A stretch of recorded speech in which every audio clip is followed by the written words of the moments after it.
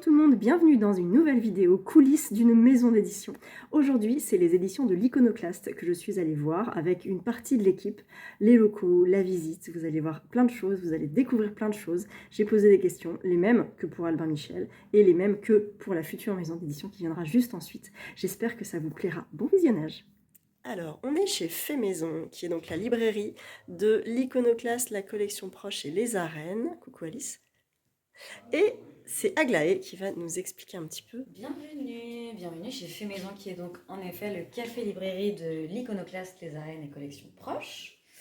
On a ouvert en avril dernier, donc ça va faire presque un an. Et oui. Là, pile poil.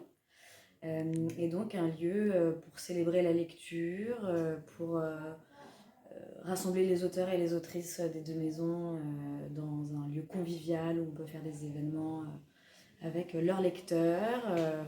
Un lieu où à la fois aussi le public est bienvenu pour regarder les livres, les feuilleter, les acheter. Voilà, vraiment un lieu qui célèbre l'expression de soi sous toutes ses formes. Là, à partir d'avril, on va aussi faire venir des illustrateurs de l'extérieur pour exposer sur les murs. Donc c'est des expositions qui dureront à peu près un mois. Et voilà, il y a plein de choses à venir, plein de choses qu'on a envie de créer encore, en événements, en rencontres. Donc n'hésitez pas à venir, à passer, boire un café, feuilleter les livres. Vous êtes les bienvenus. Du coup, ici, on est dans les bureaux de Proche. Donc notre collection de poches des arènes et de l'Iconoclaste. Alors, on a reçu des épreuves qui sont pour l'instant secrètes de la rentrée littéraire. Que je ne regarderai pas. Donc ici, on arrive à l'Iconoclaste avec tous ces livres suspendus, la grande bibliothèque que tu prends souvent en photo. Oui. Adèle Leproux, directrice commerciale. Bonjour. Ici, il y a le bureau de Quentin Litz, qui est le directeur artistique de l'Iconoclaste. D'accord. Voilà, à qui on doit toutes ces belles coupes. Alors ici, c'est le bureau digital, donc le mien. Avec Ça marche. je travaille avec Margot, qui est en apprentissage. Et ici, c'est le grand point presse. Bonjour. Et ici, on est dans le bureau d'Alba, Constance et Laurent, qui co-dirigent ensemble l'Iconoclaste. Et on a une super vue sur le jardin et notre maison sœur, les arènes, juste en face. Ah oui. Voilà, c'est le plus beau jardin, le plus vieux jardin de Paris. Avec l'arbre. Avec l'arbre. Et on y est très bien, on entend les goélands. On n'a pas l'impression d'être à Paris. Bonjour. Bonjour. Est-ce que tu peux te présenter un petit peu et donner un petit peu ton rôle au sein de la maison d'édition? Oui, donc moi je m'appelle Thomas Garret et à l'Iconoclaste je suis éditeur.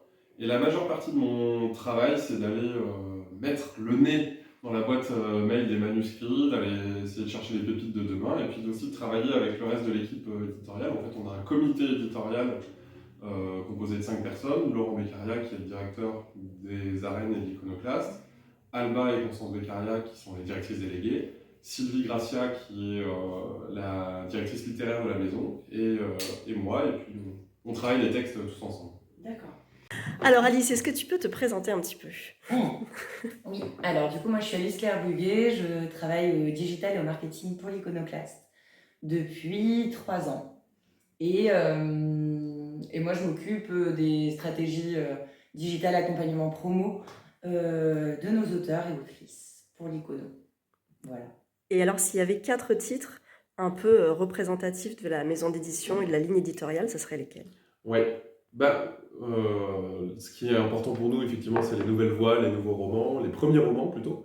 Et on a eu un super succès il y a un an, par exemple, avec Fanny Rué, et c'est un peu le croisement entre deux ambitions à l'Iconoclaste, à la fois apporter des nouvelles voix, et puis aller chercher des voix qui viennent d'ailleurs. Là, en l'occurrence, Fanny, c'est le monde du stand-up, de l'humour, et ça sort bientôt en proche, donc à retrouver au petit format. Proche, qui est la collection La collection de poche poche de l'Iconoclaste et des arènes. On a aussi une veine de romanesque pur, ça serait Sauvage de Julia Carminon, où là on est vraiment plongé dans un univers, une atmosphère, toujours avec les enjeux qui nous intéressent. Là en l'occurrence c'est vraiment des questions liées au féminisme, mais pas uniquement en fait, puisqu'on découvre plein de choses sur la cuisine, le rapport à la cuisine. Et puis, À l'intime, ouais. c'est un texte écrit au jeu, comme on dit. L'autre versant de ça, du purement romanesque, ça serait pour le coup la littérature du réel. Et là, le représentant à l'iconoclaste, un des représentants, ça serait Mathieu Palin, avec Ne t'arrête pas de courir, une histoire où il va à la rencontre d'un personnage assez fascinant, Toumani Coulibaly, qui est champion de 400 mètres et en même temps fait des braquages. Ouais, qui est champion le jour et braqueur la nuit. Enfin, avec cette espèce de dualité. Donc comme une ça, histoire vraie. Ouais, une histoire vraie. Qui est là. Qui est là. Il est là. Et puis dernier point, c'est les essais, évidemment, parce qu'on a beaucoup de non-fiction, comme on dit. Et la veine de l'iconoclaste, c'est vraiment des essais féministes qui soient accessibles au plus grand nombre, parce que le but, c'est pas de... C'est vraiment que tout le monde, de donner accès à cette pensée-là à la plus grande...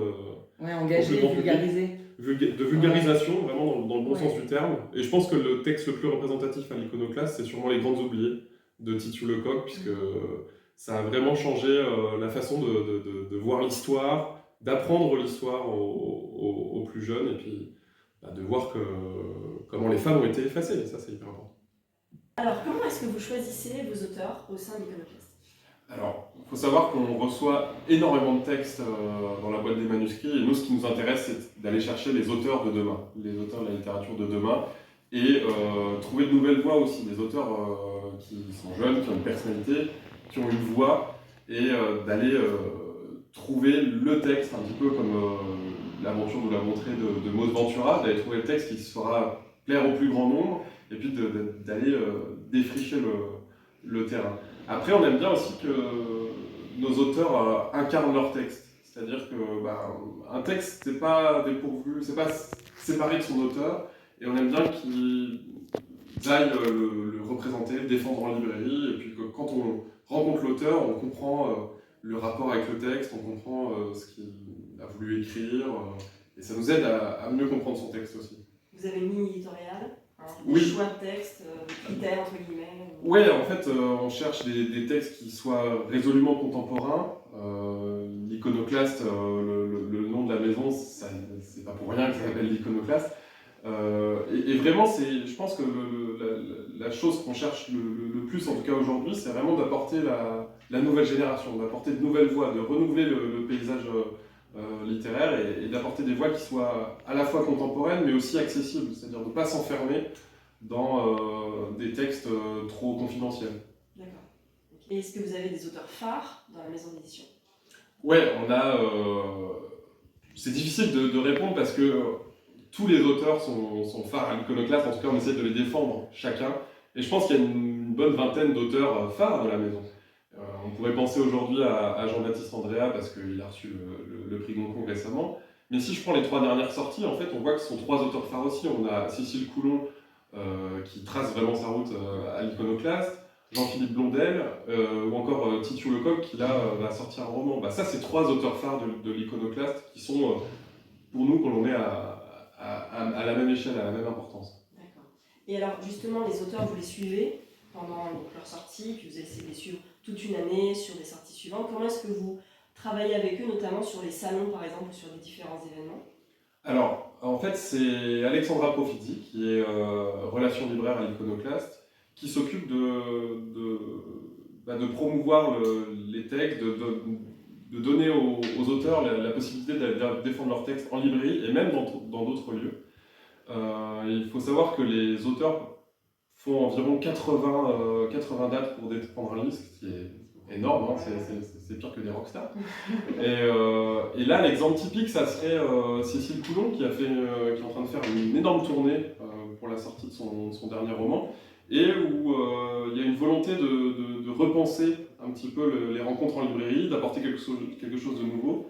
Et donc elle a conçu une sorte de stand-up littéraire qui permet un peu d'apporter aussi un vent nouveau dans les rencontres en librairie, que ce ne soit pas simplement question-réponse, mais essayer d'apporter un peu de nouveauté à ces rencontres. D'accord.